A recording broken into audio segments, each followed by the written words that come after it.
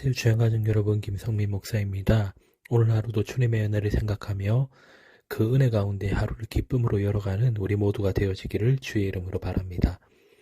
오늘은 은혜를 함께 누려야 한다라는 제목으로 역대상 17장 16절에서 27절 말씀을 함께 묵상하고자 합니다. 어제 묵상한 말씀 중 역대상 17장 7절에서 14절에 나오는 하나님의 놀라운 약속과 축복의 말씀을 받은 다윗은 하나님 앞에 나아가 감사의 기도를 올려드립니다. 기도의 내용을 보면 하나님께 감사하며 감격하여 고백을 드리는 다윗의 마음이 느껴집니다. 우리도 감격하여 하나님께 감사 기도를 드릴 제목이 많이 있지는 않습니까? 그럼 어떻게 우리도 다윗처럼 감사 기도를 드릴 수 있을까요? 첫 번째로 바라볼 것은 감격에 찬 감사 기도입니다. 첫째로 내가 하나님의 은혜와 복을 받을 자격이 없다는 것을 깨닫고 고백할 때 감격에 찬 감사의 기도를 드릴 수 있습니다. 다윗이 아무리 생각해봐도 자신은 하나님께 도무지 이러한 큰 은혜와 복을 받을 자격이 없었습니다. 그런데 다윗만 이러한 은혜와 복을 받았을까요? 아닙니다. 저와 여러분도 받았습니다. 우리도 받을 자격이 없음에도 불구하고 하나님께 은혜와 복을 받았습니다. 그래서 여호와 하나님이여 나는 누구이며 내 집에 무엇이기에 나에게 이에 이르게 하셨나이까 라고 다윗은 고백하고 있지만 이것은 다윗만의 고백이 아니라 우리의 고백이기도 합니다. 오늘 본문은 다윗이 기도하며 자신을 종이라고 10번이나 표현하는 모습이 나옵니다. 온 이스라엘과 유다의 왕이었음에도 불구하고 하나님 앞에서는 작고 낮은 종이라고 말하고 있는 것입니다. 그만큼 하나님은 크고 높으신 분이라는 마음의 표현이고 하나님을 경외하는 마음의 표현인 것입니다.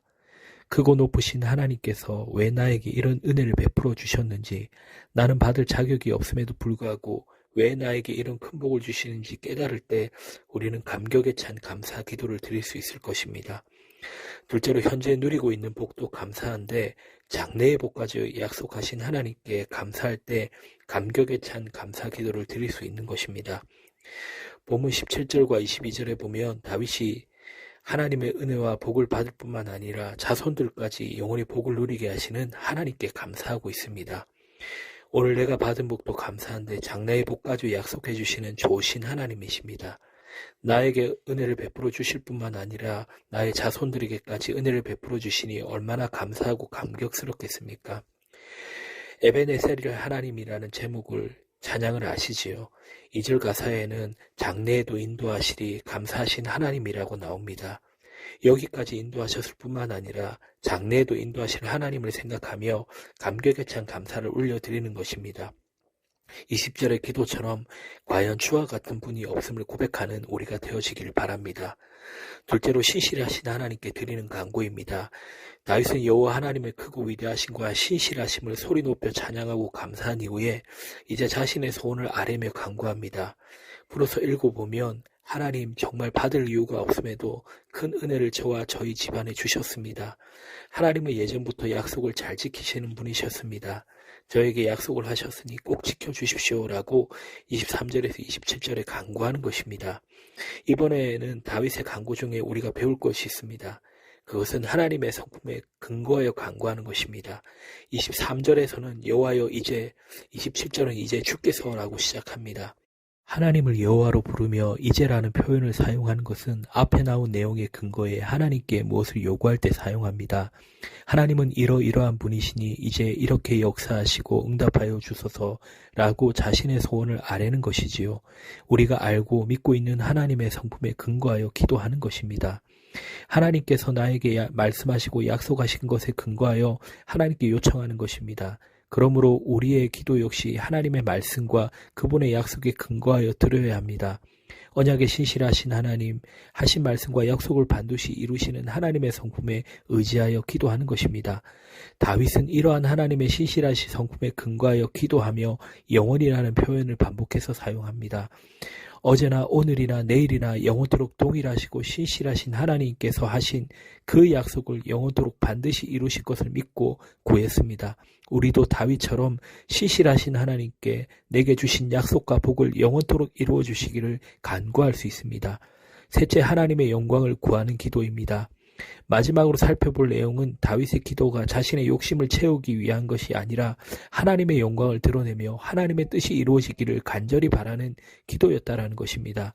24절에 보면 사람에게 영원히 주의 이름을 높여 이르기를 만군의 여호와는 이스라엘의 하나님 곧 이스라엘에게 하나님이시라 하게 하시며 라고 말씀합니다. 하나님의 영광이 이방 사람들에게 드러나도록 하나님께서 자신에게 하신 약속이 이루어지기를 바라는 기도입니다. 우리의 기도 역시 하나님의 영광을 구하는 내용으로 채워지길 원합니다. 하나님께서 내게 복을 주시고 하나님의 약속을 이루심으로 하나님의 영광이 만방에 드러나기를 구합시다. 하나님의 집 성전을 지어드리기 원했던 다윗의 마음에 감동을 받으신 하나님께서 다윗과 다윗 가문에 크고 놀라운 복을 약속하셨습니다. 하나님의 축복의 약속을 받은 다윗은 하나님께 오랜 기간 머물며 기도를 올려드렸는데 먼저 감격에 찬 감사의 기도를 드렸습니다. 내가 무엇이기에 크신 하나님께서 나에게 이렇게 큰 은혜와 복을 주시는지 그저 감사할 뿐이었습니다. 오늘 내게 베풀어 주시는 복도 감사한데 장래의 복까지 약속해 주시니 그저 감사할 뿐이었습니다. 그리고 다윗은 언약에 시실하신 하나님의 성품에 근거하여 간구했습니다. 하나님의 약속을 영혼까지 이루어 주시기를 간구했습니다. 그리고 이 모든 간구는 하나님께 영광이 되기를 바랐습니다. 자신의 욕심을 채우기 위해 기도한 것이 아니라 세상 만방이 하나님을 높이며 영광 돌리기를 바라며 간구했습니다. 우리의 기도도 이와 같기를 주의 이름으로 바랍니다.